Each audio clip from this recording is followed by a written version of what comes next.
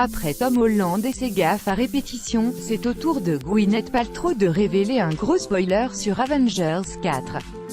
Bravo Paltrow. Il y a quelques jours, une interview de Mark Ruffalo, datant d'il y a un an, ressortait avec un titre mi-drôle mi-ridicule. L'interprète de Hulk avait plus ou moins dévoilé la fin d'Avengers Infinity War en disant que tout le monde allait mourir.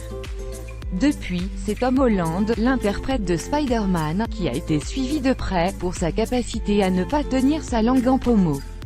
La malédiction des bourdes n'a décidément pas fini de toucher le casting de Marvel puisque c'est au tour de Gwyneth Paltrow de révéler une information pas du tout anodine sur Avengers 4.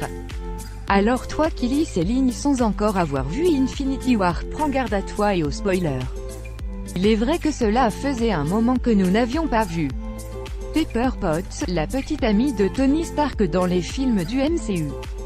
Dans sa dernière petite apparition dans Spider-Man Homecoming, on apprenait que les deux tourtereaux annonçaient leur fiançailles. Dans Avengers Infinity War, ces derniers sont sur le point de se marier. Mais avec l'arrivée de Thanos, tout est remis en question.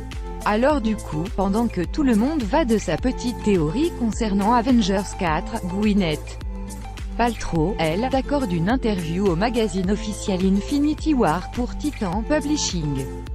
Elle évoque l'évolution de son personnage au sein du MCU. Avant de lâcher la boulette, Pepper et Tony ont eu une longue aventure ensemble.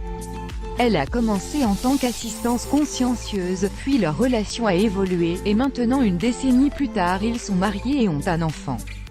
Comme quoi le rêve de Stark d'avoir un enfant avec sa bien-aimée, au début d'Avengers Infinity War, s'est finalement révélé pas si stupide que ça. Et les rumeurs de certains internautes quant à un potentiel saut temporel sont, elles aussi, et loin d'être si anodines. Ce qui du coup, confirmerait par la même occasion, que Pepper n'a pas été affectée par la vague de destruction de Thanos.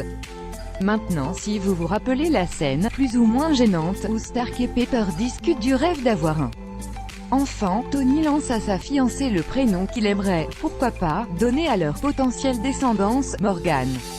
Or, dans les comics d'Iron Man, Morgan Stark est le cousin de Tony Stark. Celui-ci, jaloux de sa notoriété et de sa réussite, va jusqu'à tenter de l'assassiner et de reprendre les rênes de sa société, la Stark Industries. Alors petite référence ou pas, les frères Russo